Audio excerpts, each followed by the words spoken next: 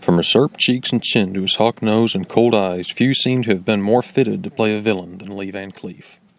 With more than 170 film credits to his name, he made his mark in the role of villain and hero alike. Born on January 9, 1925 in Somerville, New Jersey, he worked to obtain his high school diploma early in his senior year. Graduating, he enlisted in the United States Navy at the age of 17, joining the armed forces in World War II in September of 1942. He was assigned to a submarine chaser and then a minesweeper, being sent to the Caribbean, Mediterranean, the Black Sea, Crimea, and Palermo, as well as taking part in the landings in southern France.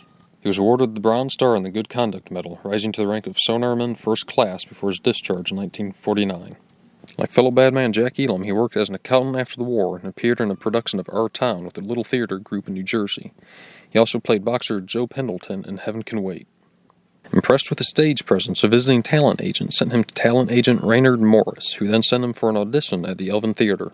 He appeared at the audition and afterwards was told he started work on Monday. He said he had to give his boss a 2-week notice first, but he was told he had to start on the play Monday or not at all.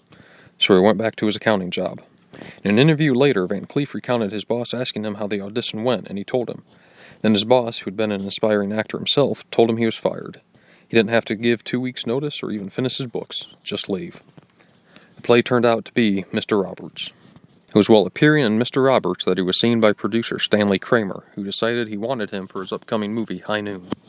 Originally wanted for the role of Deputy Harvey Pill, Lee refused to fix his trademark nose for the role, and instead took the smaller role of henchman Jack Colby, and made film history in the process by appearing solo in the opening scenes of his debut movie, possibly the only time an actor has done so in their first screen appearance.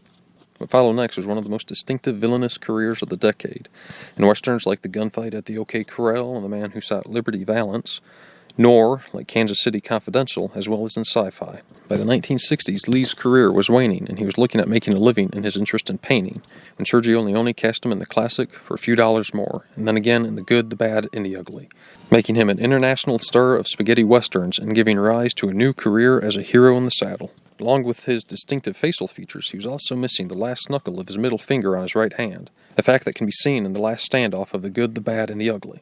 He lost that knuckle while building a playhouse for his daughter. He also lost his left kneecap in 1959 when he was involved in a car accident. The doctors told him he could never ride a horse again, but 6 months later he was back in the saddle. However, the injury would cause him great pain for the rest of his life. His eyes were also very distinctive, being 2 different colors, one blue and one green, which, when you think about it, adds a menace to his already intimidating glare.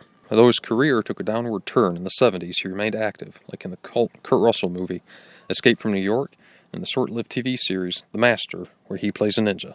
Lee Van Cleef died from a heart attack on December 16, 1989, in Oxnard, California, at the age of 64.